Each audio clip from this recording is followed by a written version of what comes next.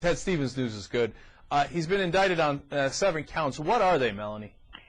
There are 7 counts of making false statements, that is, lying on his financial disclosure forms. These are the forms members of Congress have to fill out every year, listing all their assets and including any gifts that they may have received.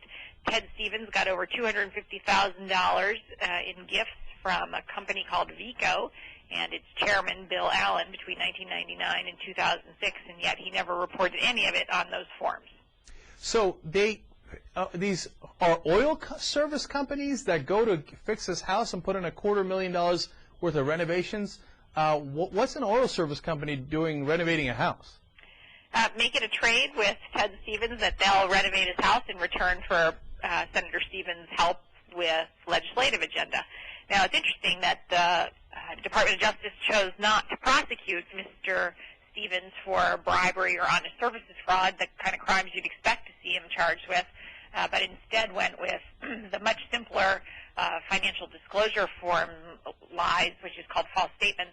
And I think the real reason for that is, first, this is, as I said, an easy case. You have Ted Stevens signing those forms saying that he swears under oath this is all true, and you've got a lot of documents showing, in fact, that Mr. Stevens got over $250,000 in gifts. It's all in black and white. That's an easy case.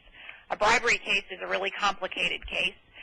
You'd have to show exactly what Senator Stevens did in return for each and every one of those gifts. You'd have to show the quid pro quo, and that's hard, although they suggested in the indictment that Stevens had taken action for Bill Allen and Vico. They didn't go into any descriptions of what those actions were, and I think they didn't want to have to prove that up in court.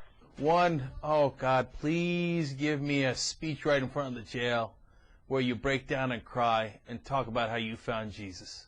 Please do that for me, man. Do it for the young Turks. I need Ted Stevens in tears. I need him talking about Jesus. We will play that clip over and over again. I can't wait for it. Give it to me. Give it to me. Just like Duke Cunningham. You remember the story? Another corrupt Republican down here in Southern California does a teary conference right before he's about to go to jail. Oh, my God, I'm so sorry for what I've done. But luckily, I just found Jesus on the way to the prison, and I'm going to be all right now. When we found out later, right before the press conference, he'd taken a laundry bag full of $30,000 and tossed it out of his car onto his wife's lawn. Apparently, he found Jesus right after he threw the $30,000 worth of money into his front yard. Some time ago, I asked lawyers to inform U.S. Attorney Carol Lam that I would plead guilty and begin serving a prison term.